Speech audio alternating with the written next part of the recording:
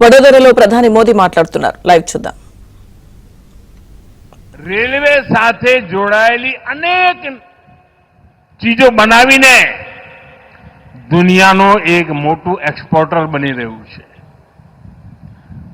આપને જાણી ના હતા, ઓસ્ટ્રેલિયા તમે જાઓ ને તો ત્યાં જે મેટ્રો ચાલે ને એમાં કોચ આપણા ગુજરાતમાં બનેલા છે. ઇંગ્લેન્ડ જાઓ, સાઉદી અરબ જાઓ, ફ્રાન્સ જાઓ, અનેક દેશોમાં ગાડીઓ જે ચાલી રહી છે આધુનિક, એના જે કોચ છે એ ભારતમાં બનીને જઈ રહ્યા છે. મેક્સિકો, સ્પેન, જર્મની, ઇટલી, આ દેશોમાં પણ રેલવે દ્વારા જરૂરી અનેક નાના મોટા ઉપકરણ એ ભારતમાં બનીને જઈ રહ્યા છે. આપણા નાના નાના ઉદ્યોગકારો, એમએસએમઈસ, લઘુ ઉદ્યોગો એ એવી કમાલ કરી રહ્યા છે. નાના નાના પુર્જા એકદમ પરફેક્ટ બનાવીને આજે દુનિયાના બજારમાં પહોંચાડી રહ્યા છે.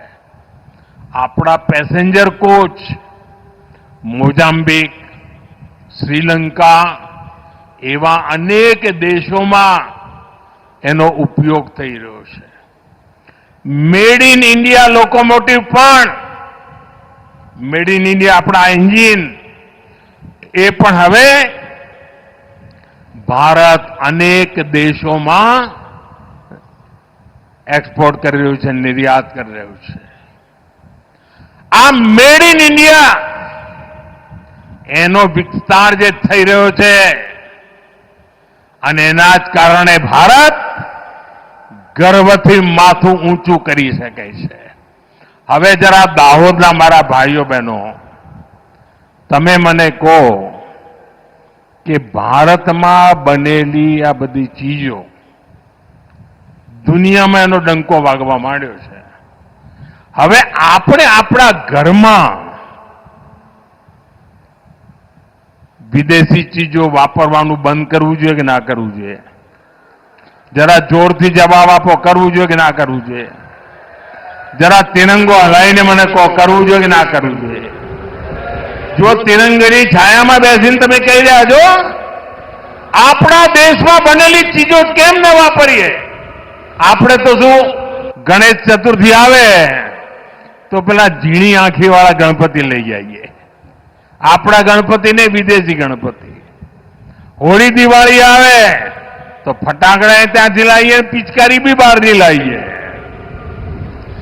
ભારતમાં બનેલી ચીજો વાપરવી જોઈએ કે નહીં ભાઈ?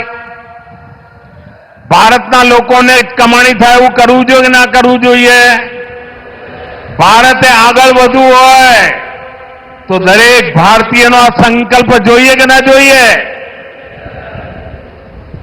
સાથીઓ, જ્યારે રેલવે મજબૂત થાય ને તો સુવિધાઓ પણ વધે અને એનો લાભ ઉદ્યોગોને થાય, ખેતીને થાય, વિદ્યાર્થીઓને થાય, બહેનોને ઘણી તકલીફોમાંથી મુક્તિ મળે.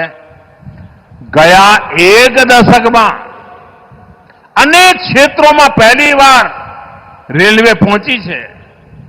ગુજરાતમાં પણ અનેક એવા જગ્યાઓ હતી જ્યાં નાની નાની ગાડીઓ ચાલતી હતી, ધીમે ચાલે.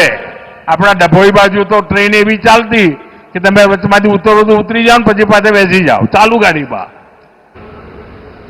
આવા કેટલાય નેરોગેજ રૂટ્સ હવે તો પહોળા થઈ ગયા. ડભોઈનું એ નેરોગેજ ગયું. આજે પણ કેટલાય રેલવેના રૂટ એના લોકાર્પણ આજે અહીંયા કર્યા છે.